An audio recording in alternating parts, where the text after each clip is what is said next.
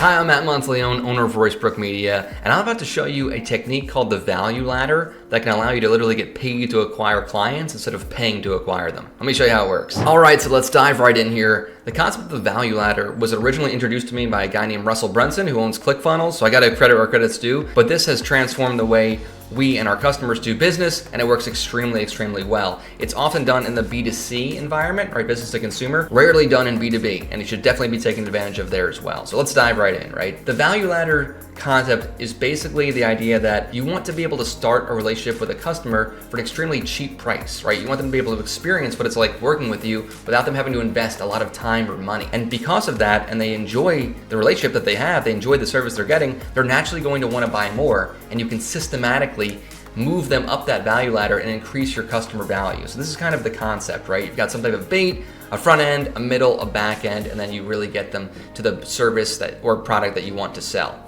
Right, Apple's really good at this. A lot of different companies you can think of are really good at this, at starting kind of small and moving you up this value ladder. So let's dive into why the value ladder works so well. Just to reiterate kind of what I said, right? Number one, it allows you to identify a group of people that have the problem that your product or service can solve, right? They put their hand up. When someone takes their credit card out of their wallet, even if they're paying $1 or $5 or $10, whatever it is, no matter what they're paying, they are saying, I have a problem and I am willing to pay to solve it. And typically someone that is willing to pay some amount of money to solve their problem will pay more, right, to solve more and more problems. So it gives them a way to enter your ecosystem, it gives them a way to enter your world, and again, it gives them a way to see how it is to work with you or experience your product or service for a very inexpensive price. It's a low risk on their end. Dentists have been using this for eons, and here's kind of what they typically do. A lot of times you'll see advertised, you get a free checkup or a free first cleaning or a free whatever, right? You're getting something free in the beginning to get you in there. There's a reason they do this, especially for kids, right? They're always doing this for kids, because if you think about it, if they get a child early on and you like the dentist, you know, you're gonna have teeth for hopefully many years to come, right? So you're gonna need other things along the way.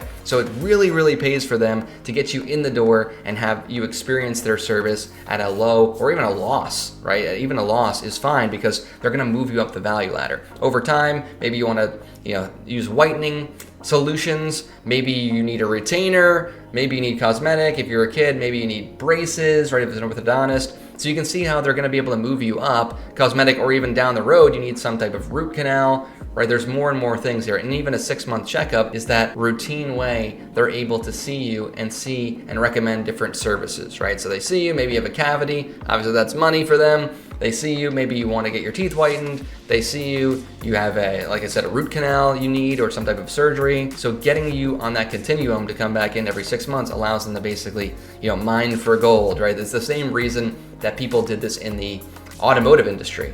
There was a man, super smart guy, and essentially what he figured out was, hey, let's give away free oil changes. And people thought this was insane, right? Free oil changes, that's how we make all our money is on the service. He's like, exactly, that's exactly right. If we bring them in for a free oil change for the life of the car, it costs us almost nothing, especially on more basic cars that don't have super expensive oil changes. So it costs them almost nothing to do. And while they're in there, they're gonna be like, your air filter's messed up, or your carburetor's messed up, or you need this, or you need your tires rotated, you need this, you need that. So it gives them the opportunity to actually have you get another level of service and have you revisit that particular business. So it's really cool. Highly recommend it. But what most people are doing is they're selling backwards. Right? They are literally selling backwards. They're going for the top tier out of the gate. And that can be done. I'm not saying that's wrong, but it can be very challenging, right? If you're trying to sell the most expensive thing that you offer, it's really hard sometimes because they don't have a relationship with you yet. So they have no relationship, it's hard to sell the most expensive thing, obviously. And the cool part is it's way less expensive to acquire a client on a cheap product or service because everyone is competing to acquire clients, right? That's all your competitors, you're fighting with all of them to try to capture market share.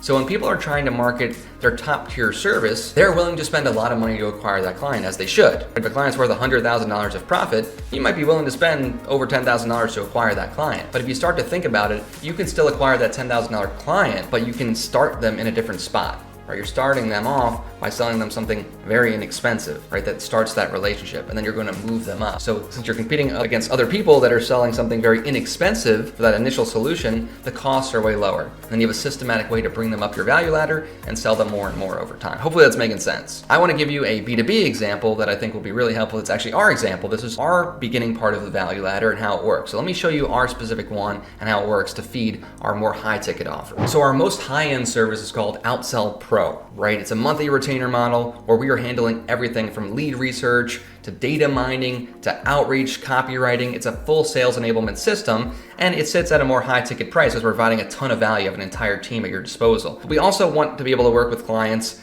at a smaller scale and to be able to move them up the value ladder, right? To show them how good we are at what we do. So we have a system that we call Outsell Insight that's very inexpensive and allows them to experience working with us, right? It's that bottom part of the value ladder. This tool essentially identifies anonymous traffic on your site. So typically only like 1 to 2% of people convert on an initial visit. So all those leads are generally wasted for most companies. But what this tool does is identifies typically 15 to 30% of those leads that are typically anonymous. We're able to actually figure out not just the company that came to your site, the actual person and all of their contact details. Right, every single contact detail of the person you want, we're gonna have a record of that for you so that you can hand this to your marketing team, you can hand this to your sales team, and they're going to go absolutely nuts because all of a sudden they have actionable lead data. Like if you're getting 100 visitors a month and maybe you're getting 1 to 2 leads on your site, you say I don't have a lot of traffic, all of a sudden you have 20 to possibly 30 leads that are right there for your sales team to go after. So this is a super valuable tool and it's very inexpensive,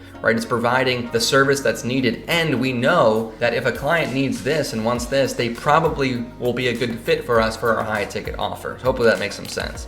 And the pricing is extremely inexpensive for what you're getting. I mean, in the B2B world, it is not uncommon for people to be willing to pay $100 plus for marketing qualified leads, or definitely sales qualified leads, $500 plus. So what this tool is doing is, for $300 a month and $1.99 a record, at least at the time of this recording, right, we're being able to provide a ton of value at a very low price, and they can experience working with us, and then they're naturally going to say, hey, what else can I buy from you? This is fantastic, and I want a systematic way to reach out to these prospects, et cetera, et cetera.